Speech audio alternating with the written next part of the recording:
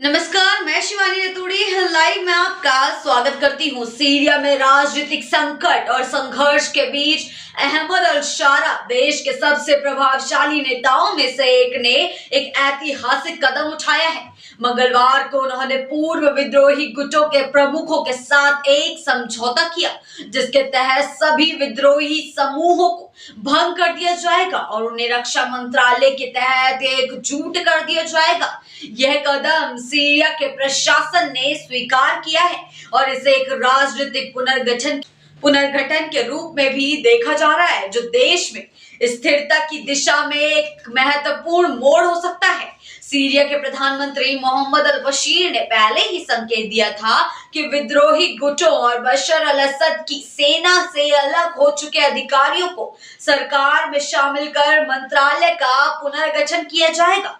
उनका उद्देश्य था कि सीरिया के विभिन्न समूहों को एक मंच पर लाकर देश में शांति और समृद्धि की स्थिति बनाई जाए। जी हाँ, हालांकि अहमद अल शारा को इसे लागू करने में बड़ी चुनौतियों का सामना करना पड़ेगा, क्योंकि देश के विभिन्न हिस्सों में विभिन्न समूहों के बीच गहरे मतभेद और संघर्ष है। इसी बीच एक और महत्वपूर्ण घटनाक्रम देखा गया, जब बशर अल असद को सत्ता से हटाने की बगावत में प्रमुख भूमिका निभाने वाले मुरहाब अबू कसरा को सीरिया का रक्षा मंत्री नियुक्त किया गया है।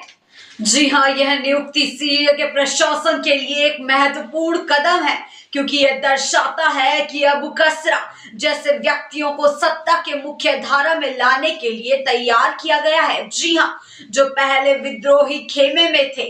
इसके अलावा अहमद अल शारा ने पश्चिमी अधिकारियों से बातचीत के दौरान यह भी स्पष्ट किया कि इस्लामवादी समूह हयात तहरीर अल शाम, जो सीरिया के पश्चिमी क्षेत्रों में सक्रिय है, ना तो पूर्ववर्ती शासन से बदला लेगा और ना ही किसी धार्मिक अल्पसंख्यकों के खिलाफ कार्य करेगा। जी हाँ, यह बयान सीरिया में शांति और धार्मिक सहिष्णुता की दिशा में एक सकारात्मक संकेत माना जा सकता है, लेकिन इसे व्यवहार में लाना अभी भी चुनौतीपूर्ण हो सकता है। यह समझौता सीरिया के लिए एक नई राजनीतिक दिशा की ओर इशारा करता है।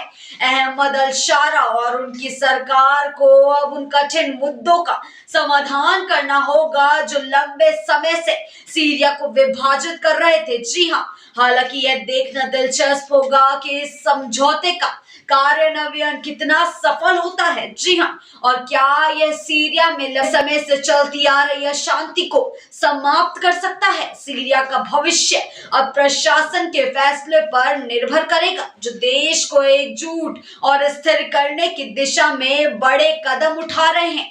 ऐसे ही खबरों के लिए बने रहिए हैं लाइव के साथ ही चैनल को सब्सक्राइब करना ना भूलें और हमारी फेसबुक वेबसाइट के साथ भी जरूर